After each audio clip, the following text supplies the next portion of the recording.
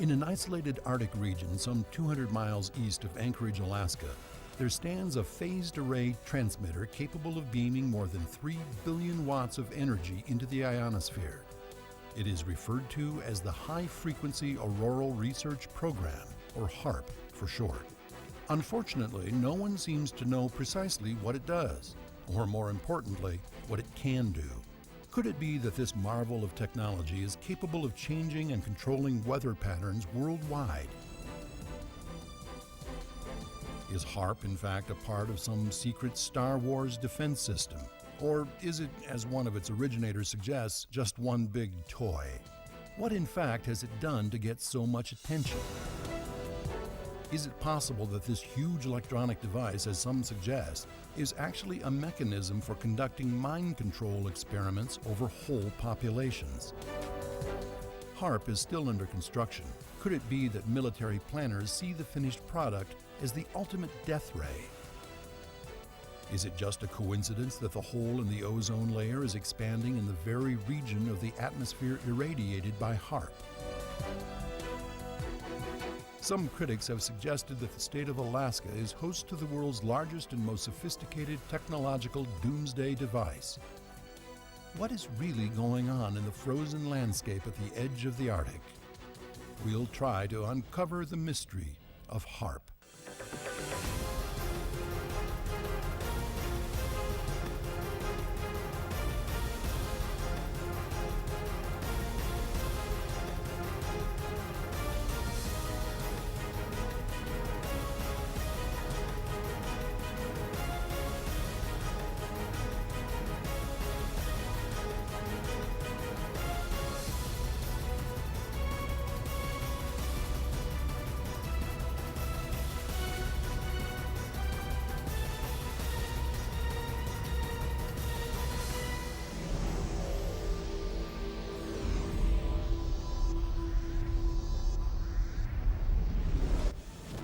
Near the isolated Arctic village of Gakona, Alaska, stands an impressive array of high-power radio antennas. Officially, it is the High Frequency Active Auroral Research Program. But to just about anyone who knows of its existence, it is simply HAARP. So far, the U.S. government, some private industry, and various academics have spent over $30 million on what is listed as an experiment. But an experiment in what? What exactly is HAARP? In 1980, a plasma physicist by the name of Bernard Eastlund applied for a patent on a device he described as being a method and apparatus for altering a region in the Earth's atmosphere, ionosphere, and/or magnetosphere. For most people, altering a region in the Earth's atmosphere or ionosphere is just scientific gobbledygook. A typical response is, who cares? But when you think about it, the Earth's ionosphere is precisely where the Earth's weather is formed, and the weather affects everybody on the planet. Dr. Eastlund's patent became the blueprint for what is now called HAARP, a method and device that some believe is now capable of altering life on this planet as we know it. But who or what is behind this project? ARCO originally approached me in 1984 to find a use for the natural gas on the North Slope of Alaska, which they could not sell. To give you a feel for how much gas they asked me to find an application for, it was enough gas to produce all the electricity in the United States for a full year. I originated some ideas for military applications and beneficial civilian applications in which that gas would be converted into electricity and then used to power some gigantic antennas. But power gigantic antennas to do what? What military applications were anticipated? And what are the beneficial civilian applications? Perhaps the question we should be asking is not, what can it do? But what, if anything, has HAARP actually done already? What's most scary and exciting about HAARP is the potential of its application. For example, ELF waves generated by the array could be used for a variety of military applications, including finding underground bases, tunnels, even caves. The government is interested in HAARP technology because it's a new frontier, a new way to solve an old problem. Ronald Reagan asked the scientists of America to find a way to render ICBMs, nuclear weapons, obsolete. Haarp was one of many programs that were developed that might be able to do this. The U.S. is continuing to be interested in the project because this technology opens an incredible suite of potential weapons systems. These include talking with deeply submerged submarines, locating underground bases, tunnels, launch and manufacturing facilities for weapons of mass destruction. Strange, amazing things like being able to set off volcanoes or create earthquakes, being able to create relativistic particles at the top of the atmosphere that could destroy enemy spy satellites, that could take out space-based weapons platforms. While there is no official admission of using this technology, mainstream media has reported that Haarp was used to find terrorists in Afghanistan. It's hard to imagine the U.S. passing up such an opportunity. What does Haarp do? Haarp is a large antenna where we beam radio frequency energy up into the upper atmosphere, and we create on a small scale what the sun normally does. And the reason we're trying to do this is because when you have disturbances in the ionosphere, we can't communicate with our satellites. Basically then, Haarp is just a great big radio antenna with enough power to heat up the ionosphere and maintain radio communication with satellites, or find holes in the Earth. That sounds harmless enough, but critics suggest there are other, more sinister applications. Applications discussed in the patents included destroying missiles. Communications control and disruption were included. There were some other ideas both to possibly modify weather and finally to lift a portion of the upper atmosphere further out into space where hopefully it would be able to deflect missile trajectories. Dr. Eastland, we should point out, is no longer with the program, but his patent did in fact anticipate a Star Wars kind of defense mechanism which also had the capability of actually changing the weather, disrupting communications, and literally moving the upper atmosphere closer to the sun.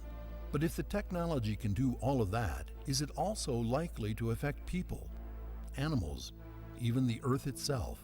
Carl Sagan once wrote, "We've arranged a global civilization upon which most crucial elements profoundly depend on science and technology. We've also arranged things so that almost no one understands science or technology. Sooner or later, this combustible mixture of ignorance and power will blow up in our faces." Have we finally reached that point? Can anyone predict what altering or moving the upper atmosphere will do? The first serious study of this type of technology possibly dates back to Nikola Tesla. His genius gave us many inventions, most importantly, alternating current, or AC, which is the foundation of our electrical civilization today. As far back as 1934, the New York Times read an article on what they described as Tesla's death ray. Tesla had been working on these kinds of inventions most of his life.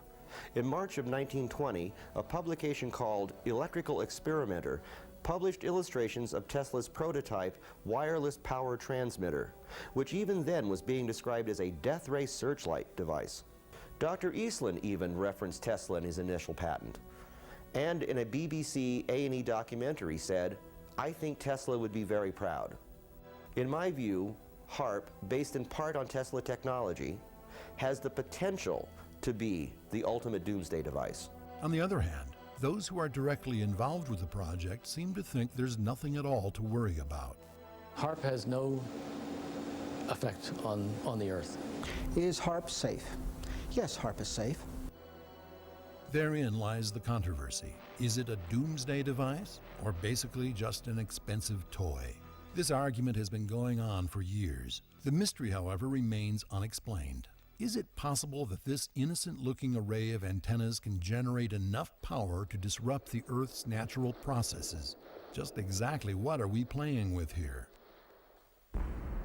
The ionosphere of the Earth has got enormous amount of energy. There are 8,000 thunderstorms going on all over the Earth at any given moment.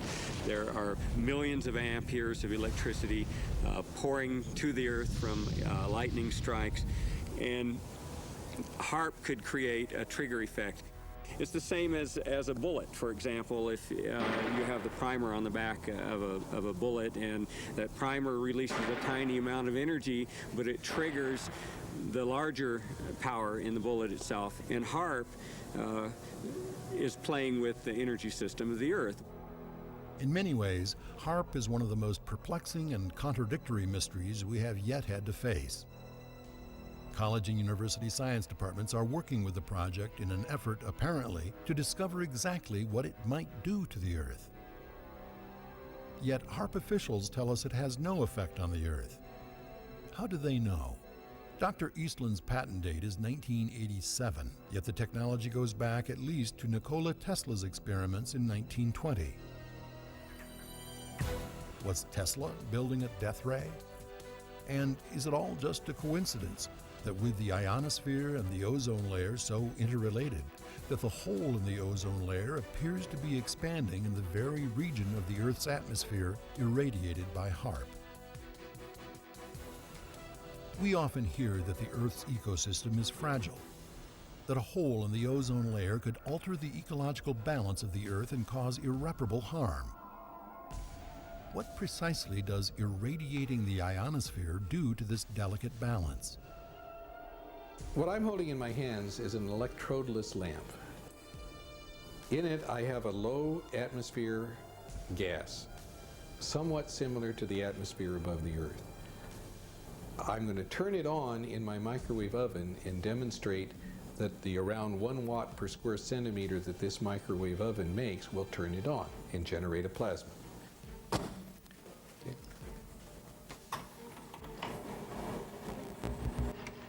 And you see all of the motion of the plasma. That's typical of what will happen at high altitude, where the ionosphere gets irradiated with these big beams. Could it be there is more to the ozone hole than just automobile exhaust?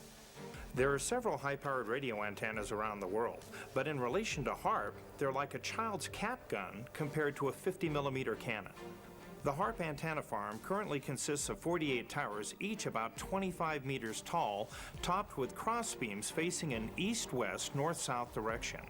The antenna array will eventually grow to 180 of these towers, all interconnected. That means Haarp will have an effective radiated power of 3.6 billion watts, or 72,000 times more powerful than America's largest commercial radio station, and nearly 100 times the power of its Russian counterpart, known internationally as the woodpecker. It also means it has that much more capacity to do both mental and physical damage to humans. The scientists assure us that they know precisely what's going on in the ionosphere. But short of pumping that energy up there, do they have any way of knowing what might happen with even 3 million watts, let alone the focused energy of 3 billion watts of effective radiated power? We have, I believe right now, 18 different colleges and universities that are working the program with us. University scientists are interested because they're studying science, and this is a major effect on the Earth, and so they want to know more about what it is and what it does. What we can do with an antenna is change the portion of the sky into which we insert the energy. But because we're squeezing the megawatts into a narrow beam, then in a very tiny area, you can create what's it called, an effective gigawatt. So there are some things we do know. What we don't know is why the government suddenly became interested in this strange technology. Haarp began with a congressional insertion in the appropriations bill of fiscal year 1990. In essence, Congress directed the Defense Department to explore the potential for using the auroral regions for improving communications and navigation and surveillance. From there, the assignment came that the Navy and the Air Force were to manage the program, and we were directed to do so. In his autobiography, Tesla said the impulse that dominated him was to harness the energies of nature to the service of man. If this is what Haarp is all about, it is a noble experiment indeed. But Dr. Eastland, who was a great admirer of Tesla, was removed from the project long before the Department of Defense took it over.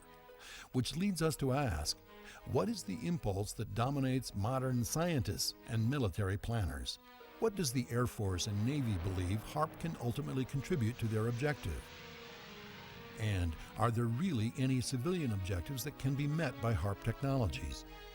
Dr. Eastland's patents, which were held by ARCO, now seem to be largely forgotten. Or are they?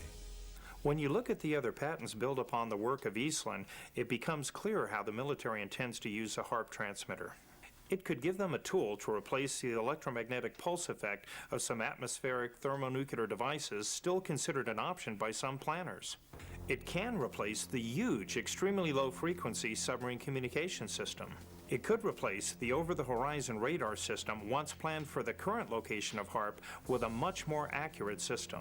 It could provide a wide-area Earth-penetrating beam capable of detecting underground nuclear test sites. It could even provide a tool for geophysical probing that would define gas, mineral, and oil deposits over vast regions. And it could also be used to detect incoming low-level planes and cruise missiles. All of that sounds reasonable, even desirable for those who are interested in a sound national defense in a more secure world. But since no one has ever built a radio transmitter this big before, some experts wonder if the side effects might not overcome the technological advantages. In 1983, I did radio tomography with 30 watts, looking for oil in the ground. I found 26 oil wells over a 9-state area, and 100% of the time was accurate with just 30 watts of power beaming straight into solid rock. Haarp, or the High Frequency Active Auroral Research Project, uses 2 billion watts beamed straight into the ionosphere for experiments. Now, that's profoundly dangerous. Picture these strings on the piano as layers of the Earth. In fact, picture each string as a molecular bond length. Each one has its own frequency. What we used to do is beam radio waves into the ground, and it would vibrate any strings that were present in the ground. For instance, we might get a sound back like, and we'd say, that's natural gas. We might get a sound back like, and we'd say that's crude oil. We were able to identify each frequency for each layer of Earth that was there. We accomplished this with just 30 watts of radio power. If you do this with 2 billion watts, the vibrations are so violent that the entire piano would shake. In fact, the whole house would shake. In fact, the vibrations could be so severe underground that could even cause an earthquake. As you might expect, the United States is not the only country in the world researching this kind of technology. Our old nemesis, the Russians, for example, have their own version, and they've been at it longer. What happens if other nations begin conducting the same experiments? Actually, the Soviets began a series of tests starting in 1976. These became known around the world as the Russian woodpecker because they were pulsed at 10 beats per second. In October of that year, a New York Times article pointed out that not only did the Russian signal disrupt radio and telecommunications worldwide, it posed a threat to human beings by affecting the central nervous system. In 1990, the EPA released a report that suggested a causal link between extremely low-frequency electromagnetic fields and leukemia, lymphoma, and brain cancer in humans. But in the entire 440-page Haarp environmental impact statement, that fact is never mentioned. It's impossible to escape the idea that there might be a lot of other stuff they're not telling us. You'd think that anything run by the government and invested with that much technology would be a closed book. Actually, just the opposite appears to be the case. The facility is maintained by a single caretaker whose primary job is to keep the snow off the antennas. It has its own website, and the facility is even open to the public on some occasions. Of course, not too many people venture up to Gakona, Alaska, even to see the aurora borealis. Could it be we are seeing the perfect example of something that is hidden in plain sight? Of course, that's a major problem. No one is telling us anything except what it won't do, yet Haarp could be not only the biggest ionospheric heater in the world, It could also be the largest device ever conceived to effectively brainwash entire regional populations. The HAARP planners, of course, have never discussed any of this research, but both the Army and the Navy have been working on these concepts since the early 1960s. HAARP officials are equally defensive about any effects their toy has had or may have on the weather. In fact, Dennis Papadopoulos, referring to the suggestion that HAARP might be the cause of some extreme weather events, said, "It's like trying to use a fly to stop a truck. I would need 1,000,000 HAARPs and all the energy from the world's electricity for a year to affect a thunderstorm. It's a matter of energy levels." The official HAARP website is more specific. It states flatly that the HAARP facility will not affect the weather and goes on to say, quote, "No association between natural ionospheric variability and surface weather has been found. However, there are those who take exception to that statement." The statement that there is no association between the ionosphere and surface weather is an outright lie. In his book, The Weather Companion, Gary Lockhart wrote, "We can artificially influence the Earth's aurora with a relatively small amount of energy, and we know that outbursts of the northern lights do change weather patterns. There is indeed mounting evidence that upper atmospheric events affect lower atmospheric weather and vice versa. But the evidence is not yet conclusive. As long as the subject remains controversial, HAARP scientists feel safe in discounting it. They also apparently feel safe in lying about its existence." What they're not paying any attention to is what's happening to the ionosphere while it's being held 80 miles out into space by this high energy beam. It's heating up. And all of the molecules in that ionosphere region are absorbing energy out of that radio beam. And if they pick the right frequency to push that plume out into space, that energy may discharge back out of the ionosphere, back down the radio beam, and strike the Earth. And it would be about 100 times the energy released out of a thunderbolt. And that's how much energy would be released. In certain applications, the military acknowledges they can literally lift the ionosphere, and what they say is, there's no problem, it's a short period of time. But when you lift up the atmosphere, the lower atmosphere rushes in and fills that void, thus changing localized weather patterns. HAARP research papers say they intend to lift a part of the ionosphere that creates a hole that they say heals over quickly. But what happens if you create enough holes that they just can't quite take care of it fast enough? It's this question of holes that is particularly troubling.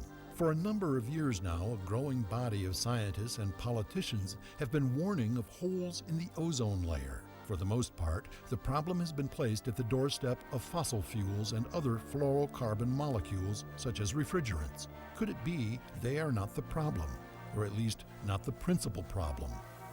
The reality is the ionosphere stops the sun's most violent radiation by making ions. The stratosphere filters out most of the sun's weaker radiation, ultraviolet light, by making ozone. That's why a reduction in the ozone layer can pose a threat to life on this planet. And that's just one reason why HAARP's deliberate meddling with the ionosphere is so frightening. Is it just a coincidence that the largest known hole in the ozone layer is over the Arctic? Could it be that HAARP research, with its disruption of the ionosphere, is accelerating or even causing the problem? We are already paying hundreds of millions of dollars in increased cost of goods and services brought on by the efforts to reduce or eliminate fluorocarbon output, ostensibly to protect the ozone layer. But the money may be the least of our problems. The fact is, life on this planet exists because the Earth's atmosphere has the ability to absorb ionizing radiation in the ionosphere and the stratosphere. Will the high-frequency auroral research project go too far in injecting energy into the ionosphere? And how far is too far? The ionosphere is a dynamic system, ever-moving, ever-changing. I don't think anyone on this planet really knows when enough is enough. Sometimes we work at solving a mystery just for the sheer fun of it. And most of the time, if you come up with the wrong answer, you can just go back and start over. Could it be that the wrong answer on this one will have us all playing a harp?